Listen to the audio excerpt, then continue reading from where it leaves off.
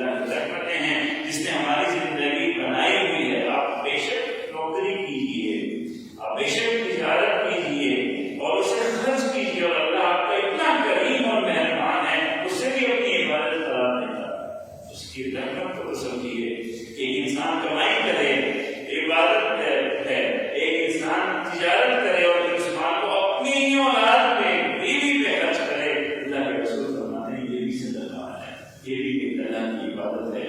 کیا نہ کریں دنیا کی محبت کو اپنے دل میں جگہ نہ دے اور اس میں اتنے غافل نہ ہو کہ اللہ کی عبادت سے غافل ہو جائیں، اللہ کی اطاعت سے غافل ہو جائیں.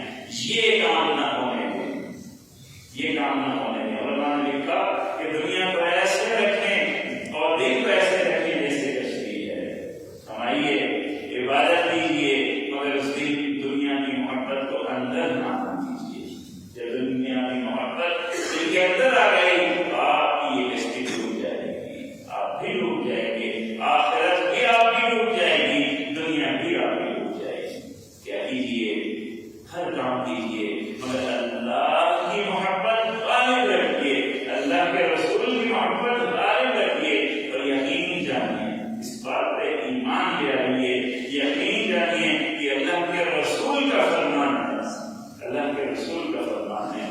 اللہ کی اطاعت کرتے ہوئے، اللہ کے رسول کی فرما برداری کرتے ہوئے اگر دنیا کے کسی نفع کو آپ چھوڑیں گے، یقین رکھیے جو مال حرام آپ نے چھوڑ دیا ہے، 10,000 ہوگا، 20,000 ہوگا، 10 لاکھ بھی ہوگا، یاد رکھیے کہ آپ نے جب اللہ کے لیے چھوڑا ہے تو وہ اللہ کے لیے چھوڑنے کا عمل اس مال سے آپ کے لیے زیادہ فائدہ ثابت ہوگا، آپ کی زیادہ کفایت کرے گا، آپ کے لیے زیادہ فائدہ مند ہوگا.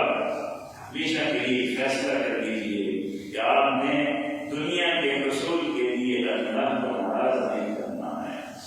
اللہ بڑے حلال کی کثرت کر دے گا. ایک حدیث مبارکہ ہے، اللہ کے رسول صلی اللہ علیہ وسلم نے فرمایا کہ جس نے عبادت میں